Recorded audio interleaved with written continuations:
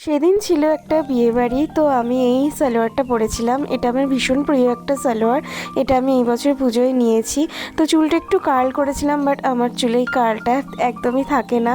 তো সবাই মিলে সুন্দর করে সেজে গুজে রেডি হয়ে আমি, মা, ভাই বিয়েবাড়ির উদ্দেশ্যে রওনা দিয়েছি। আর বাবা গেছিলো দোকান করে তারপরে রাতের বেলা।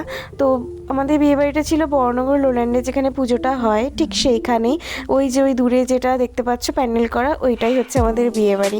প্রচুর বড় জায়গা, এরিয়াটা প্রচুর বড় আর দারুণ। আর এন্ট্রান্সটা এত সুন্দর করে সাজিয়েছিল কি বলবো। তো ভীষণই সুন্দর করে সাজিয়েছিল। আর আমি চলে গেছিলাম খেতে, মানে আমরা তো যাই বিয়েবাড়িতে আর কি খেতে, তো স্টার্টার খেতে চলে গেছিলাম। আর মা এখানে ফটো তুলছিল।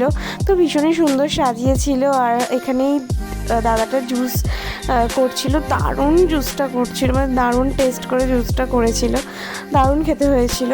তো তারপরে কোইন্সিডেন্টলি স্নেহার সাথে আমার দেখা হয় বিয়েবাড়িতে। মানে আমিও জানতাম না ওদের নেমন্তন্ন আছে, ওর নেমন্তন্ন আছে এই বিয়েবাড়িতে, ওরাও জানতো না, মানে কী করেই বা জানবো আমরা। তো সারপ্রাইজিংলি এটা হয়েছিল একদমই, মানে কেউই জানতাম না আমাদের একই বিয়েবাড়িতে নেমন্তন্ন আছে। তো গল্প করতে করতে খেতে খেতে আর ভিডিও করা হয়নি খাওয়ার ওইখানে। তো যদি ভিডিওটা ভালো লেগে থাকে তাহলে লাইক শেয়ার সাবস্ক্রাইব করে দিও। চলো বাই, টাটা।